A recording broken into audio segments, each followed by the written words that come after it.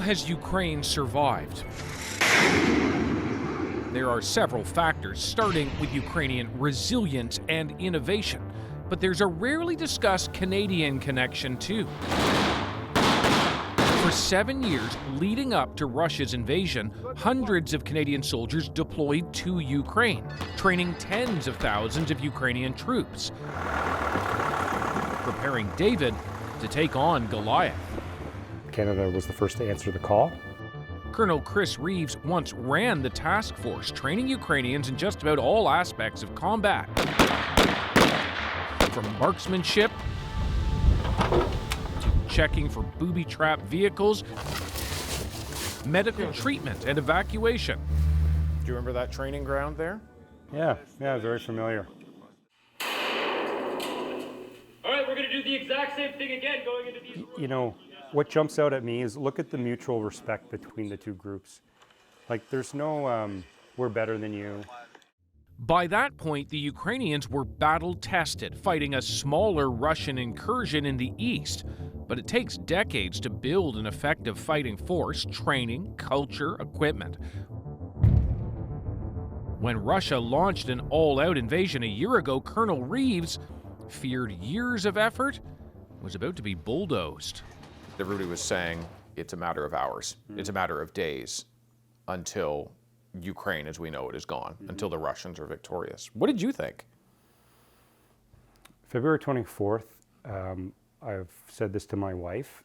To me, that's my 9/11 moment. I had this rock in my stomach, this in the pit of my gut, really thinking everything we worked for to help them is going to be gone. I'll be honest with you, I was surprised as well that Kyiv didn't fall. I was surprised that they were able to make a defense of Kharkiv and all the successes they've had since then. What are they doing? This is urban ops training. So that's a Canadian. That's a Canadian, yeah. Lieutenant Colonel Melanie Lake was among the last Canadians in Ukraine before Russia's war. She was then and remains deeply impressed by what the Ukrainians did with the training.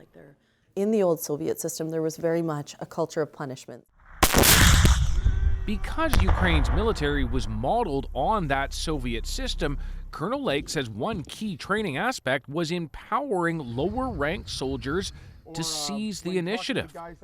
So you have to break the risk aversion that comes from that culture of punishment, the risk aversion to delegating authority, empowering subordinates. That has been key to the Ukrainians, but an anchor to the Russians. Nowhere has that been more apparent, she says, than the huge Russian convoy aimed at Kyiv in the war's early days. At the first sign of Ukrainian resistance, it just stopped. And nobody could make a decision. You've got senior generals coming forward, coming way too far forward and getting picked off because they're the only ones who are empowered to make decisions. And then you see the contrast of the small teams of Ukrainians that allows them to seize the initiative.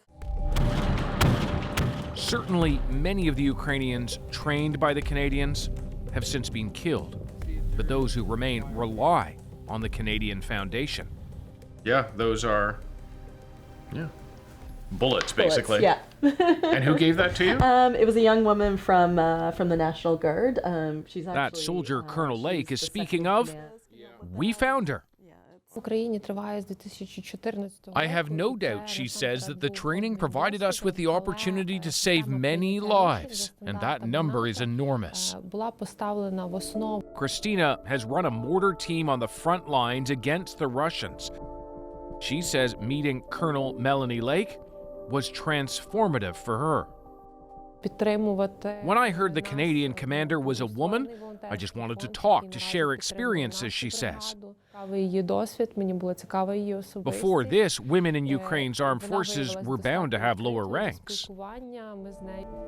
Outside her military role, Melanie Lake is also part of a small group fundraising and sending equipment to Ukraine, with varying degrees of success.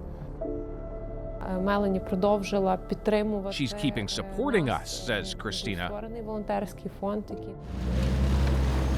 That support will likely need to continue. Canada's training mission has now shifted to safe third countries, part of the effort to not just send weapons, but training on how to use them.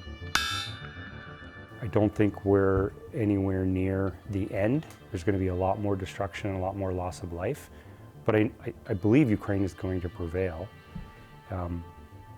The question will be, how much longer is it going to take? In other words, the grinding fight goes on.